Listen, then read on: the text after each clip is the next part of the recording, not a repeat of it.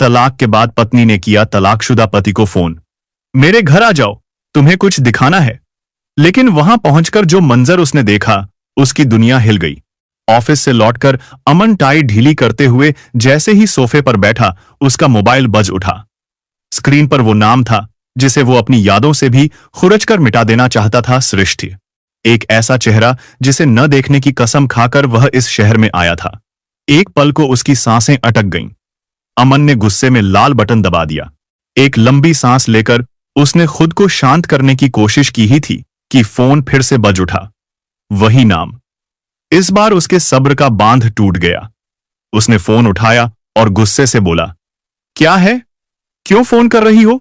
दूसरी तरफ से सृष्टि की आवाज आई, अमन, मुझे तुमसे मिलना है। अमन के मुंह से एक कड़वी हंसी निकल गई। मिलना है? तुम्हें याद भी है हम कौन हैं? हमारा तलाक हो चुका है, अब कोई रिश्ता बाकी नहीं है हमारे बीच। मुझे सब याद है, लेकिन तुम एक बार दिल्ली आ जाओ, मेरे घर। सृष्टि बोली, क्यों आऊं मैं? अमन गुस्से से बोला, तुम्हारे दिए हुए जख्म भरने में मुझे महीनों लग गए। अब तुम फिर से। मैं तुम्हें कुछ दिखाना चाहती हूं अमन। सृष्टि ने उसकी बात काटते हुए कहा। दिखाना चाहती हो?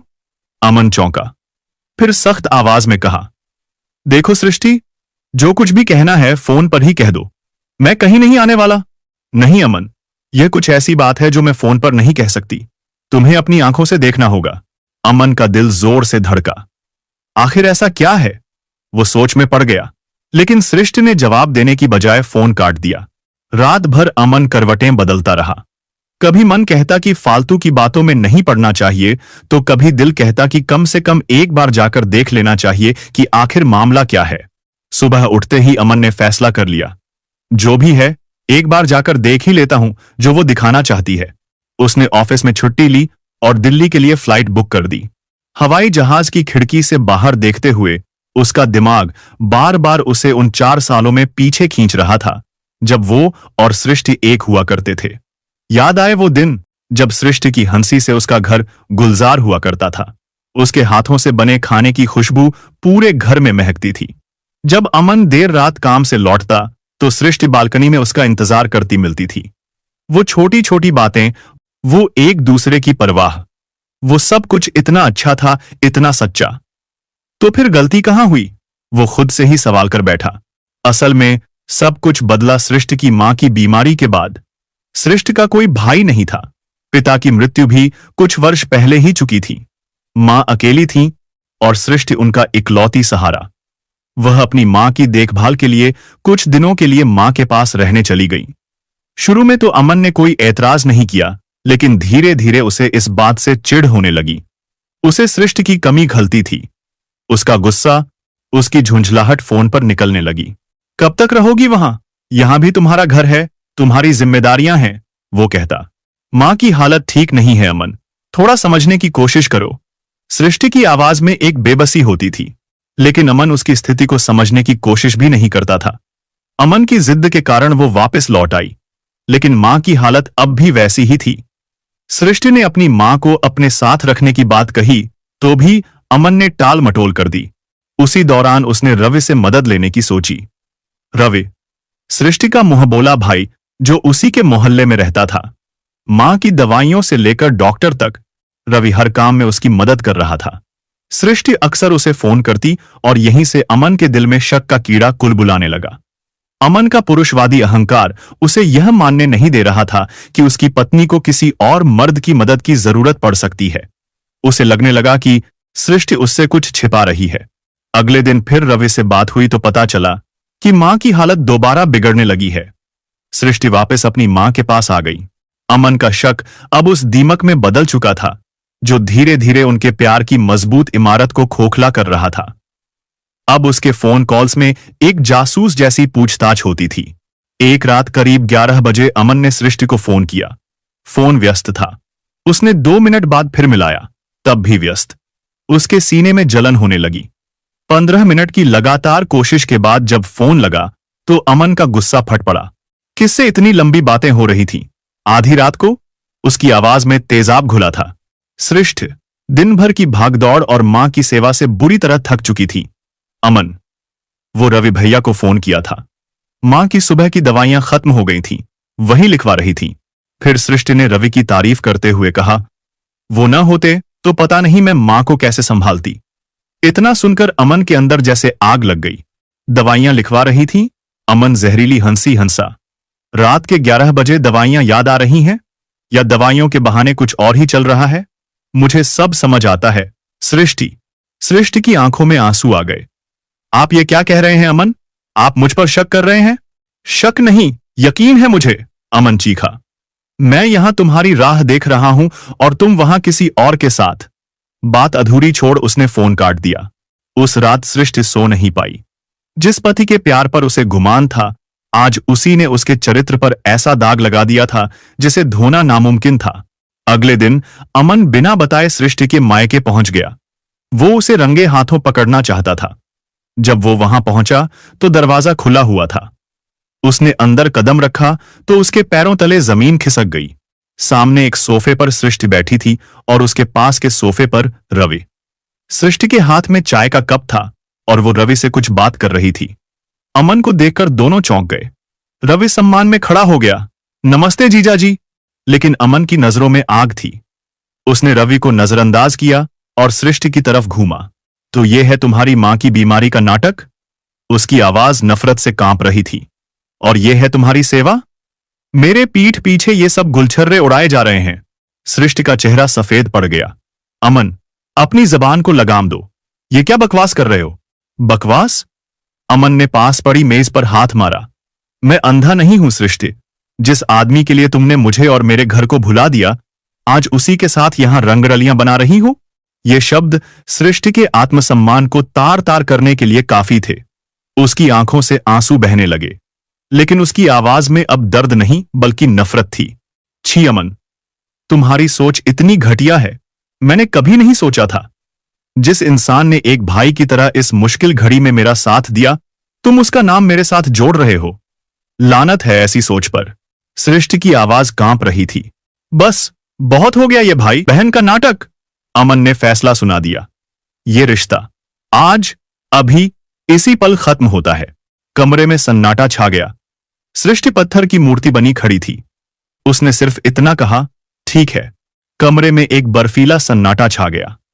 रवि, जो इस तूफान के बीच खुद को फंसा हुआ महसूस कर रहा था, धीरे से बोला, जीजाजी, आप गलत समझ रहे हैं। सृष्टि जी मेरी बहन जैसी हैं। चुप रहो तुम। अमन उसकी तरफ ऐसे घूमा जैसे उसे कच्चा चबा जाएगा। तुम्हारी वजह से मेरा घर टूट रहा है और तुम मुझे समझा रहे हो? तभी अंदर के कमरे से सृष्टि की मां की कमजोर आवाज आई, सृष्टि बेटा, क्या हुआ? कौन चिल्ला रहा है? सृष्टि की आंखों से बहते आंसू अचानक सूख गए। उसकी आवाज में अब दर्द नहीं बल्कि एक चट्टानी दृढ़ता थी। उसने अमन की आंखों में आंखें डालकर कहा, अब कुछ भी समझाने की जरूरत नहीं है रवि भैया। जिन्हें सच देखना ही नहीं, उन्हें कोई कुछ नहीं दिखा सकता। अमन को उम्मीद थी कि सृष्टि रोएगी, गिड़गिड़ाएगी, उसे मनाने की कोशिश करेगी, लेकिन उसकी आंखों में दिख रही नफरत ने अमन के अहंकार को और भड़का दिया।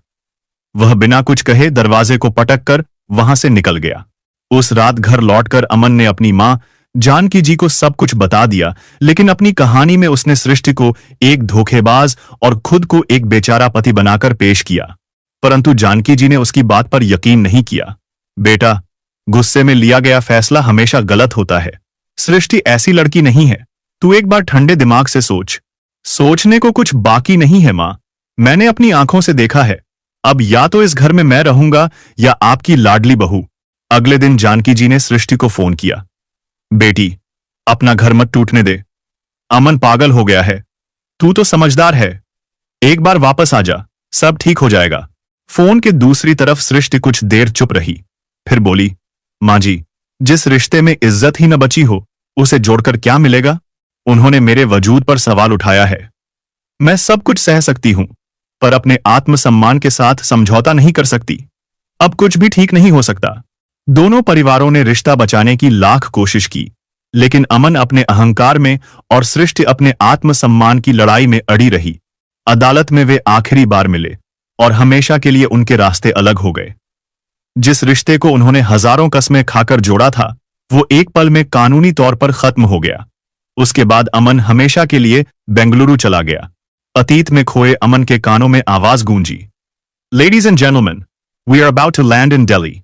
दिल्ली एयरपोर्ट पर उतरते ही अमन ने अपनी पहले से बुक की हुई काली चमचमाती मर्सिडीज की तरफ कदम बढ़ाए। ड्राइवर ने दरवाजा खोला और अमन पिछली सीट पर ऐसे बैठा जैसे कोई बादशाह अपनी सल्तनत में लौट रहा हो। उसने अपनी महंगी घड़ी पर नजर डाली, शीशे में अपना अक्स देखा और मन ही मन मुस्कुराया।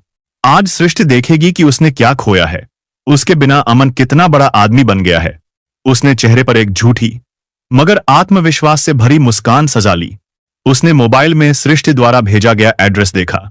एड्रेस नया था। तो मैडम ने घर भी बदल लिया? अमन के मन में एक कड़वाहट उभरी। किराए पर एक कमरा ले लिया होगा, वरना उसकी कहां औकात। वो मन ही मन बड़बड़ाया। टैक्सी एक शानदार 3 मंजिला घर के सामने रुकी। घर के बाहर सृष्टिस किचन का एक खूबसूरत बोर्ड लगा था। अमन कुछ पल के लिए हैरान रह गया। ये क्या है? सृष्टि ने कोई काम शुरू कर दिया? उसने गहरी सांस ली और लोहे के बड़े से गेट पर लगी घंटी बजाई। फिर मर्सिडीज से सटकर खड़ा हो गया। उसका दिल तो जोर जोर से धड़क रहा था, लेकिन चेहरे पर उसने घमंड का नकाब चढ़ा रखा था। दरवाजा एक लड़की ने खोला, जिसने साफ सुथरी यूनिफॉर्म पहन रखी थी। जी कहिए। सृष्टि से मिलना है मुझे, अमन ने भारी आवाज में कहा। लड़की उसे अंदर लेकर आई और ड्राइंग रूम में बिठाकर चली गई। अमन ने चारों तरफ नजर घुमाई। ड्राइंग रूम के आगे एक बड़ा सा हॉल था, जिसे एक प्रोफेशनल किचन में बदल दिया गया था। वहां 8-10 औरतें तेजी से काम कर रही थीं। कोई सब्जियां काट रहा था, कोई रोटियां बेल रहा था, तो कोई टिफिन पैक कर रहा था। हवा में मसालों की महक और काम की भाग दौड़ का शोर था। यह नजारा किसी बिजनेस हब जैसा था, जहां बड़े पैमाने पर खाना बनता है। यह सब देखकर अमन हैरान था। तभी किसी की आवाज आई, माधुरी, ये 100 टिफिन गुप्ता एंड सन्स के ऑफिस पहुंचाने हैं, जल्दी करो। अमन ने आवाज की दिशा में देखा। सामने सृष्टि खड़ी थी। वही सृष्टि, लेकिन आज वो बिल्कुल अलग लग रही थी। उसने एक खूबसूरत नीले रंग की सिल्क की साड़ी पहनी हुई थी, जिसके ऊपर उसने एक सफेद एप्रन बांधा हुआ था। बालों को एक जुड़े में करीने से समेटा हुआ था और चेहरे पर थकान की जगह एक अनोखा तेज था। वो पहले से कहीं ज्यादा खूबसूरत नजर रही थी। उसने अमन को देखा। उसके होठों पर एक हल्की रहस्यमयी मुस्कान थी, जिसमें कोई गहरा राज छिपा था। उसका आत्मविश्वास अमन को असहज कर गया। आ गए तुम? उसकी आवाज बिल्कुल शांत थी, लेकिन अमन को उस शांति में एक तूफान का अंदेशा हुआ। अच्छा किया। अमन कुछ पल तक खामोश खड़ा रहा। सृष्टि ने अपना एप्रन उतारा और हाथ पोंछे, फिर वहीं सोफे के सामने वाली कुर्सी पर बैठ गई। उसकी आंखों में एक अजीब सा संयम था। बैठो, सृष्टि ने इशारा किया। लंबा सफर रहा होगा। अमन को लगा जैसे वो इस बातचीत पर काबू पाना चाहता है। उसने अपने सूट को ठीक किया और सोफे पर बैठते हुए कहा, हाँ, वैसे मेरे लिए बेंगलुरु से दिल्ली आना कोई परेशानी वाली बात नहीं है। बिजनेस क्लास में सफर करता हूं। सृष्टि ने उसकी बात सुनी, लेकिन उसके चेहरे पर कोई प्रभाव नहीं आया। अच्छा है, उसने सिर्फ इतना कहा। यह रिएक्शन अमन की उम्मीदों के बिल्कुल उलट था। वो चाहता था कि सृष्टि प्रभावित हो, उससे जलन महसूस करे या कम से कम कोई तो भाव दिखाए, लेकिन उसे कोई फर्क ही नहीं पड़ा। यह सब क्या है? अमन ने चारों तरफ देखते हुए पूछा। कब से? मतलब यह बिजनेस? सृष्टि ने हल्की सी मुस्कान दी। तुमसे अलग होने के बाद से पहले सिर्फ 8-10 लोगों के लिए टिफिन बनाती थी, अब रोजाना करीब 350 टिफिन निकलते हैं। दिल्ली की 3 कंपनियों का कॉन्ट्रैक्ट है मेरे पास। अमन को अब जलन होने लगी। उसकी तलाकशुदा पत्नी आज उससे कहीं ज्यादा सफल और खुश दिख रही थी। तो इसीलिए बुलाया है? अपनी कामयाबी दिखाने के लिए? अमन की आवाज में अब झुंझलाहट साफ दिखाई दे रही थी। सृष्टि ने सिर हिलाया। नहीं अमन, जो दिखाना था वो अभी बाकी है। उसकी आवाज में एक गंभीरता आ गई। वो ऊपर के कमरे में है। यह सुनकर अमन के दिल की धड़कन तेज हो गई। ऊपर? क्या है ऊपर? सृष्टि खड़ी हो गई। चलो तुम्हें दिखाती हूं। अमन का गुरूर अब डर में बदलने लगा था। मैं यहीं ठीक हूं, अमन ने झिझकते हुए कहा। जो बात करनी है यहीं कर लेते हैं, मैं ऊपर नहीं जाने वाला। सृष्टि ने उसकी आंखों में आंखें डाली। अमन, जब इतनी दूर आ गए हो तो चंद कदम और सही। जो आज मैं तुम्हें दिखाऊंगी, उसे देखने के बाद शायद तुम्हें तुम्हारी धन दौलत शानो शौकत सब कुछ बेमानी लगने लगे। उसने दरवाजे की तरफ इशारा किया। चलो मेरे साथ। अमन का दिल जोर से धड़का। सृष्टि की आवाज में एक ऐसी सच्चाई की तपिश थी जो उसे डरा भी रही थी और अपनी ओर खींच भी रही थी। वह न चाहते हुए भी एक सम्मोहित व्यक्ति की तरह उसके पीछे पीछे चल दिया, सीढ़ियों की ओर, उस अनजान मंजर की तरफ जो उसके होश उड़ाने वाला था। ऊपरी मंजिल का माहौल नीचे से बिल्कुल अलग था। यहां एक सुकून देने वाली शांति थी। सृष्टि एक बंद दरवाजे के सामने जाकर रुक गई। उसने दरवाजे पर हाथ रखा, लेकिन उसे खोला नहीं। वो मुड़ी और उसने एक गहरी नजर अमन पर डाली। अमन, अपने घमंड को, अपने गुस्से को कुछ पल के लिए बाहर ही छोड़ देना। अमन कुछ बोल नहीं पाया। अंदर जाने से पहले एक बात पूछूं? सृष्टि ने कहा। अमन ने सिर्फ सिर हिलाया। अपनी मां से आखिरी बार कब बात की थी? यह सवाल एक तीर की तरह अमन के सीने में लगा। उसे याद भी नहीं था। शायद 2 महीने पहले या 3। उसने कोई जवाब नहीं दिया, बस अपनी नजरें झुका लीं। सृष्टि ने एक लंबी ठंडी सांस ली। शायद तुम्हें जवाब देने की जरूरत भी नहीं है। इतना कहकर उसने धीरे से दरवाजे को धक्का दिया। दरवाजा खुला और अंदर का मंजर देखकर अमन की आंखों के सामने अंधेरा छा गया।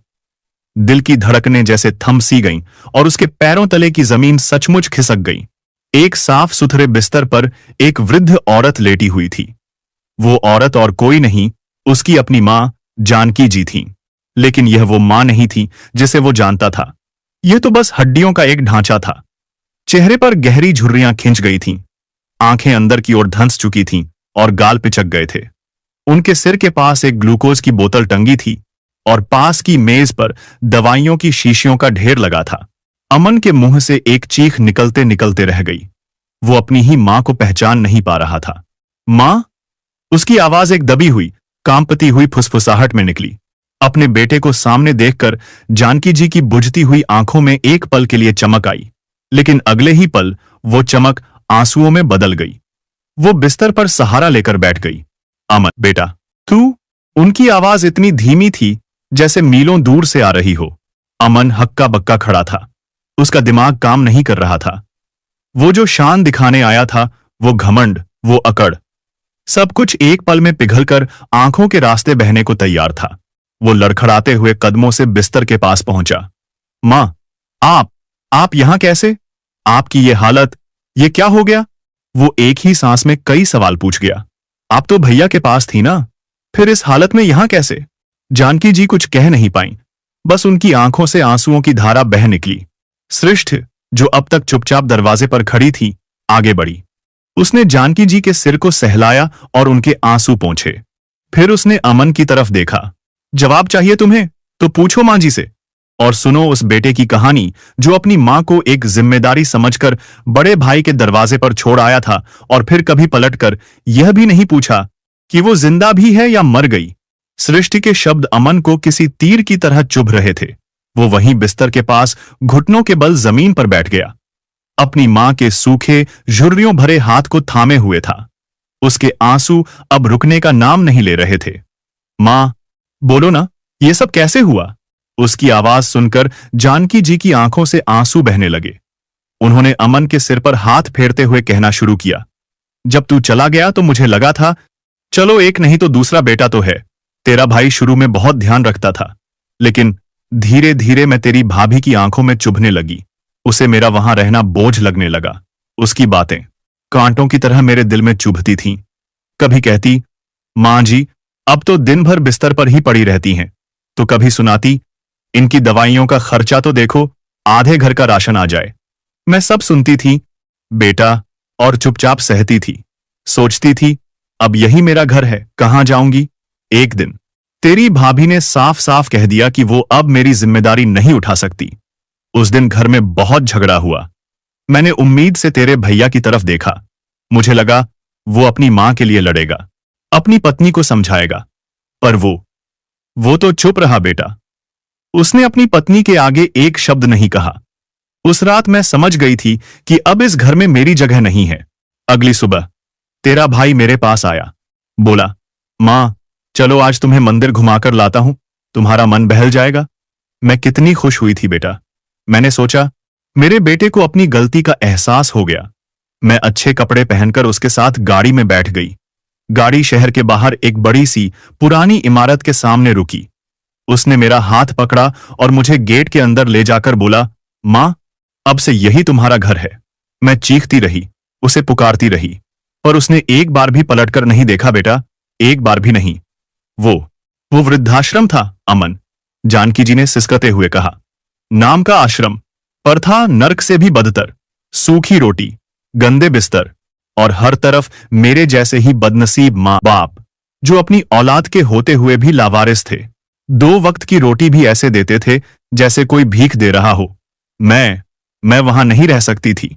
इतना कहकर वो हाँफने लगीं। उनकी आवाज दर्द और कमजोरी के बोझ तले दब गई। फिर बोली, मैं एक रात चुपचाप वहां से भाग निकली। सड़कों पर भटकती रही, भूखी प्यासी। समझ नहीं आ रहा था कि कहां जाऊं। फिर एक दिन एक मंदिर की सीढ़ियों पर बैठी थी। जब सृष्टि ने मुझे देखा, सृष्टि ने बात को आगे बढ़ाया। मैं उस दिन मंदिर गई थी। मैंने देखा एक औरत फटे पुराने कपड़ों में भिखारियों के साथ बैठी थी। मैं पास से गुजरने वाली थी, लेकिन फिर मैंने उनका चेहरा देखा। मां जी की ऐसी हालत देखकर मैं उन्हें पहचान ही नहीं पाई। जब चेहरा पहचान में आया तो मेरे होश उड़ गए।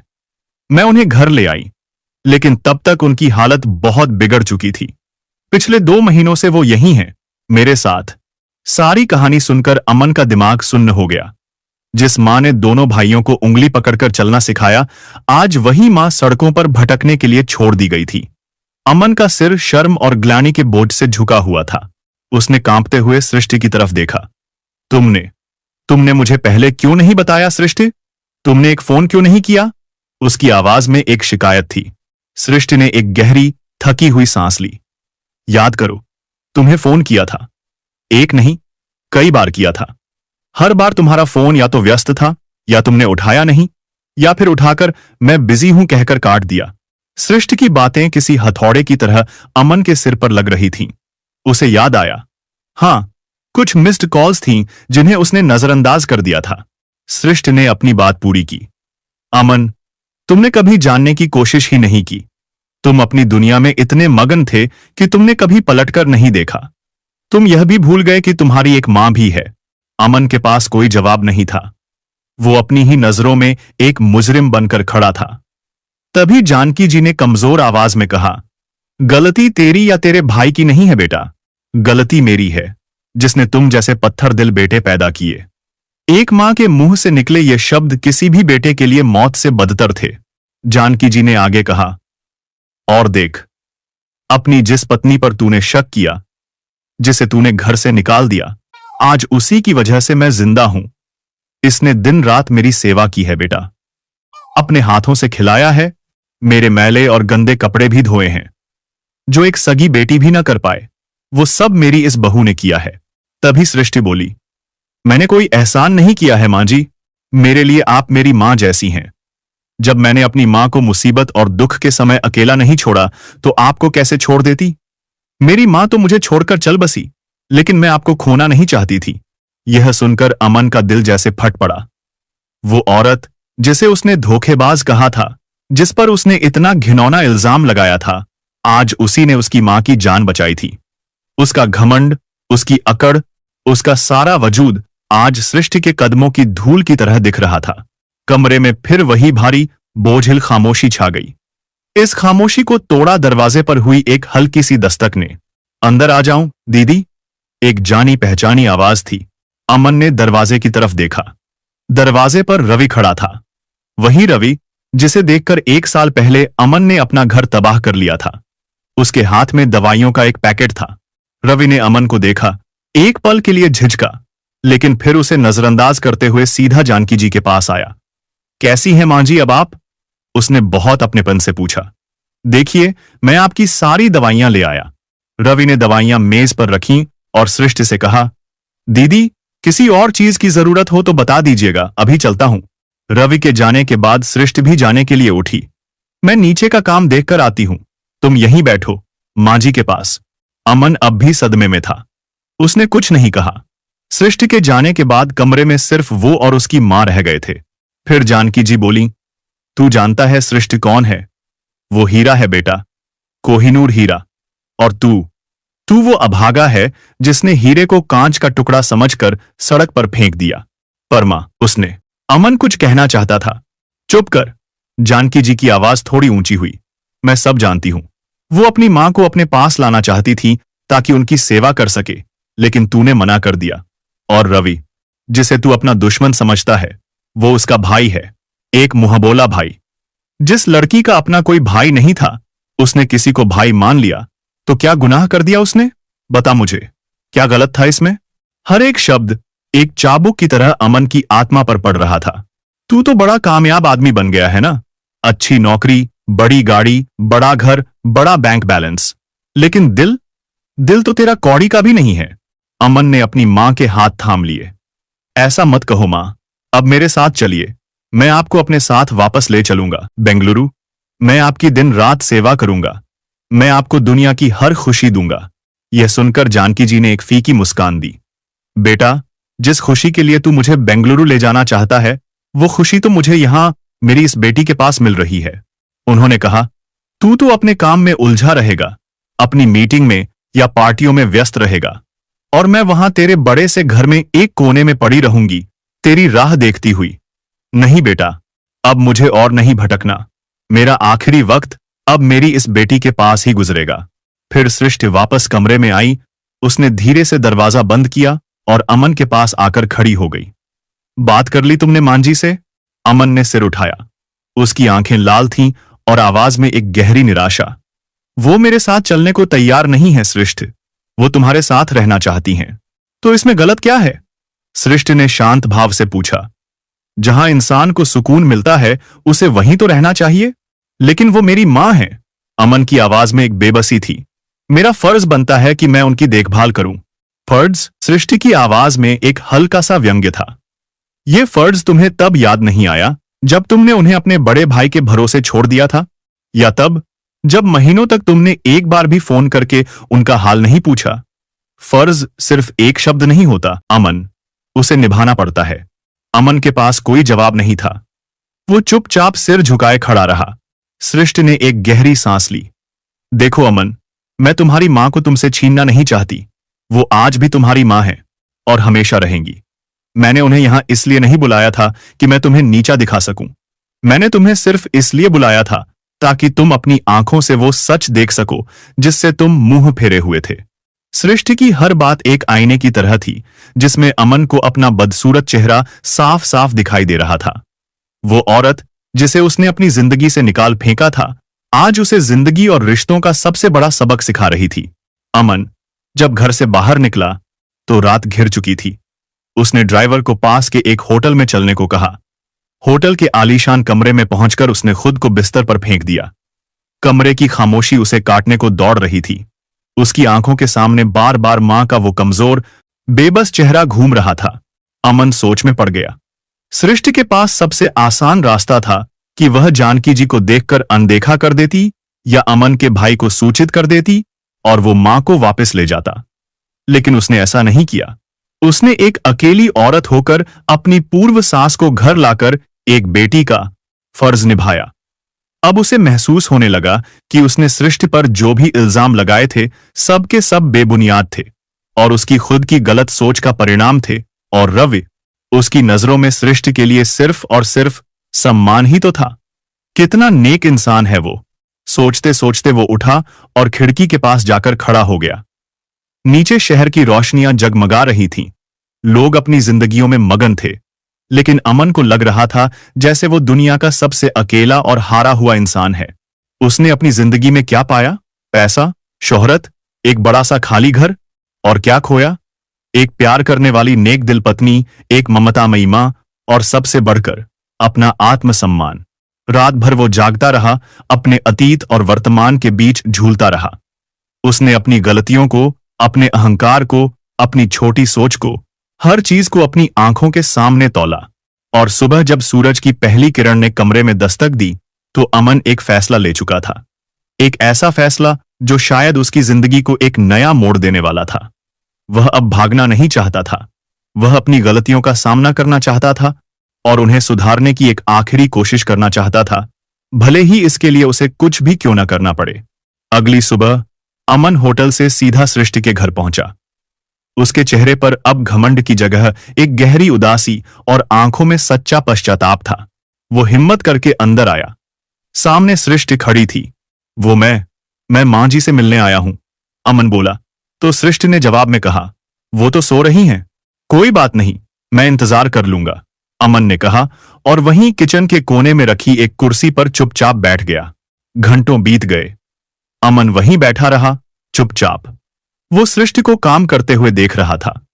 वो अपनी टीम को निर्देश दे रही थी और हर काम को पूरी लगन से कर रही थी। आज उसे वो सृष्टि दिख रही थी जिसे उसने कभी देखने की कोशिश ही नहीं की थी। एक मजबूत, आत्मनिर्भर और दयालु औरत। दोपहर में जब जानकी जी की नींद खुली तो अमन उनके पास गया और बिना कुछ कहे उनके पैरों को धीरे धीरे दबाने लगा। जानकी जी भी अपने बेटे की आंखों में पश्चाताप की सच्ची आग देख पा रही थी। उस दिन अमन शाम तक अपनी मां की सेवा करता रहा। उसने उन्हें अपने हाथों से सूप पिलाया, उनकी दवाइयों का ध्यान रखा। यह सिलसिला अगले 2 दिनों तक चलता रहा। अमन रोज सुबह आता और शाम तक अपनी मां की सेवा में लगा रहता। वो न ज्यादा बोलता, न किसी काम में दखल देता। वो सृष्टि के घर में एक अजनबी की तरह रहता। सृष्टि भी चुपचाप यह सब देखती रहती। उन दोनों के बीच एक लंबी, गहरी खामोशी थी। एक दिन जब अमन मां के कमरे में था तो सृष्टि उसके लिए चाय लेकर आई। अमन ने झिझकते हुए कप ले लिया। थैंक यू, उसने धीरे से कहा। सृष्टि ने कोई जवाब नहीं दिया, बस वहीं खड़ी रही। फिर उसने पूछा, बेंगलुरु वापस नहीं जाना? तुम्हें काम होगा? अमन ने सिर झुका लिया। मैंने अपने ऑफिस में 1 महीने की छुट्टी ले ली है। जब तक मां ठीक नहीं हो जाती मैं यहीं रहूंगा। यह सुनकर सृष्टि की आंखों में एक पल के लिए हैरानी का भाव आया। तुम्हें ऐसा करने की जरूरत नहीं है, सृष्टि ने कहा। मैं मां जी का ध्यान रख रही हूं। मैं जानता हूं, अमन ने कहा। लेकिन जो काम एक बेटे को करना चाहिए वो मैं अब तक नहीं कर पाया। अब मुझे वो करने दो सृष्टि, प्लीज। मुझे मेरी गलतियों को सुधारने का एक मौका दो। अब सृष्टि कुछ बोल नहीं पाई। उन दोनों के बीच की बर्फीली खामोशी आज पहली बार टूटी थी। अमन ने आज सिर्फ अपनी मां की सेवा ही नहीं की, बल्कि वो सृष्टि के घर के छोटे मोटे कामों में भी हाथ बंटा रहा था। कोई भारी सामान उठाना पड़ा तो वो मदद के लिए आगे आ गया। अगर बाजार से कोई सामान लाने की जरूरत पड़ी तो वो ले आया। दोपहर को सृष्टि ने देखा कि उसके किचन का सिंक जाम हो गया है। प्लम्बर को आने में देर थी और काम रुक गया था। अमन ने यह देखा तो वो खुद ही औजार लेकर उसे ठीक करने में लग गया। 2 घंटे की मशक्कत के बाद जब सिंक ठीक हो गया तो अमन के कपड़े और हाथ पूरी तरह गंदे हो चुके थे। सृष्टि उसे देखती रह गई। यह वही अमन था जो कभी अपने कपड़े भी अलमारी से खुद नहीं निकालता था, जिसे अपने कपड़ों पर एक छोटा सा दाग भी बर्दाश्त नहीं होता था। आज वही आदमी बिना किसी झिझक के गंदे पानी में हाथ डालकर सिंक ठीक कर रहा था। जब अमन ने हाथ धोकर सृष्टि की तरफ देखा तो सृष्टि की आंखों में आंसू थे। ये सब करने की जरूरत नहीं है अमन, उसने धीमी आवाज में कहा। जरूरत है सृष्टि, अमन ने कहा। बहुत जरूरत है। मैंने तुम्हें बहुत दुख दिया है। मैं उन दुखों को कम तो नहीं कर सकता, लेकिन प्रायश्चित तो कर सकता हूं। सृष्टि को पहली बार लगा कि अमन सच में बदल रहा है।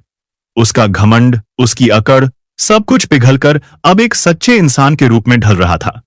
एक ऐसा इंसान जो अपनी गलतियों को स्वीकार कर चुका था और उन्हें सुधारने के लिए किसी भी हद तक जाने को तैयार था। अगली सुबह जब सूरज की किरणें घर में एक नई उम्मीद लेकर दाखिल हुईं, अमन मां के कमरे में जाने ही वाला था कि तभी दरवाजे पर घंटी बजी। उसी वक्त रवि किसी काम से घर आया। वो किचन में सृष्टि से कुछ बात कर रहा था, तभी अमन ने उसे देखा। एक पल के लिए अमन के कदम ठिठके। उसका अतीत फिर से आंखों के सामने घूम गया। उसने हिम्मत जुटाई और रवि को आवाज दी, रवि, क्या मैं तुमसे 2 मिनट बात कर सकता हूं? रवि और सृष्टि दोनों चौंक गए। रवि झिझकता हुआ ड्राइंग रूम में आया। अमन उनके सामने खड़ा था, लेकिन उसकी नजरें झुकी हुई थीं। मैं जानता हूं कि माफी मांगने से मेरे किए हुए गुनाह कम नहीं हो जाएंगे, लेकिन आज मैं तुम दोनों के सामने अपने उस हर शब्द के लिए माफी मांगना चाहता हूं जो मैंने तुम्हारे रिश्ते पर कीचड़ उछालने के लिए कहे थे। उसने रवि की आंखों में देखकर कहा, रवि, मैंने अपनी असुरक्षा और अपने घमंड में अंधा होकर तुम पर इतना घिनौना इल्जाम लगाया। तुम एक भाई की तरह हमेशा सृष्टि और मेरी मां के साथ खड़े रहे और मैंने तुम्हें गलत समझा। अगर हो सके तो अपने इस गुनहगार भाई को माफ कर देना। फिर वो सृष्टि की तरफ मुड़ा। उसकी आंखों से आंसू बह रहे थे। और सृष्टि, मैं तहे दिल से तुमसे माफी मांगता हूं। तभी सृष्टि उसकी बात काटते हुए बोली, कुछ गलतियां माफी के काबिल नहीं होती। मैं आज भी वो दिन नहीं भूली हूं जब तुमने भरी अदालत में कहा था कि तुम मेरे साथ एक पल भी नहीं रहना चाहते क्योंकि मैं एक चरित्रहीन औरत हूं। अब अमन फफक कर रो पड़ा। मैं जानता हूं तुम्हारे आत्मसम्मान को मैंने जो ठेस पहुंचाई, शायद उसकी भरपाई मैं पूरी जिंदगी भी नहीं कर पाऊंगा। और आज वाकई मुझे अपनी गलती का एहसास है। कमरे में एक गहरा सन्नाटा छा गया। रवि अवाक खड़ा था और सृष्टि की आंखें भी नम हो थीं। उसने कभी नहीं सोचा था कि जिस अमन का अहंकार पहाड़ जैसा था, वो आज इस तरह टूटकर माफी मांगेगा। रवि ने आगे बढ़कर अमन के कंधे पर हाथ रखा। जीजाजी, जो बीत गया सो बीत गया। आप अपनी गलती मान रहे हैं, यही बहुत बड़ी बात है। मेरे मन में आपके लिए कोई मैल नहीं है। रवि के शब्द सांत्वना जैसे थे, लेकिन असली फैसला तो अभी बाकी था। असली मुजरिम तो वो सृष्टि का था जिसकी जिंदगी उसने तबाह कर दी थी। रवि के जाने के बाद अमन वहीं जमीन पर घुटनों के बल बैठ गया। उसने सृष्टि के आगे अपने हाथ जोड़ दिए। सृष्टि, मैं जानता हूं मैं तुम्हारे लायक नहीं हूं। उसकी आवाज सिसकियों में डूब रही थी। मैं तुमसे अपनी जिंदगी में वापस आने का हक भी नहीं मांग सकता। मैं तो बस इस रिश्ते की, अपने प्यार की भीख मांग रहा हूं। मुझे एक मौका दे दो सृष्टि। मुझे खुद को साबित करने का एक आखिरी मौका दे दो। उसने रोते हुए कहा, मैं तुम्हारा पति नहीं, तुम्हारा जीवन साथी बनकर रहना चाहता हूं। तुम्हारा बिजनेस, तुम्हारी पहचान, सब कुछ वैसा ही रहेगा। मैं बस तुम्हारी जिंदगी का हिस्सा बनना चाहता हूं। सृष्टि पत्थर की मूर्ति बनी उसे देखती रही। उसकी आंखों के सामने आज वही अमन था जिससे उसने बेपनाह मोहब्बत की थी। एक ऐसा अमन जो अपनी गलती पर टूटकर रो रहा था, जो अपने प्यार को वापस पाने के लिए गिड़गिड़ा रहा था। उसने अमन का हाथ पकड़कर उसे उठाया। अमन, जो जख्म तुमने दिए हैं वो बहुत गहरे हैं। उन्हें भरने में वक्त लगेगा। मुझे सोचने के लिए थोड़ा समय दो। उस रात न अमन सो पाया न सृष्टि। दोनों अपने अपने मन के तूफानों से लड़ते रहे। आधी रात को अमन के फोन की घंटी बजी। स्क्रीन पर सृष्टि का नाम देखकर उसका दिल जोर से धड़का। हेलो, उसने कांपती आवाज में कहा। दूसरी तरफ से सृष्टि की शांत लेकिन दृढ़ आवाज आई। अमन, मैंने बहुत सोचा और मुझे लगता है हर रिश्ते को एक दूसरा मौका मिलना चाहिए, और हर इंसान को भी। अमन की आंखों से खुशी के आंसू बहने लगे। वो कुछ बोल नहीं पाया। लेकिन एक शर्त है, सृष्टि ने कहा। हर शर्त मंजूर है सृष्टि। अमन ने तुरंत कहा, यह रिश्ता अब बराबरी का होगा।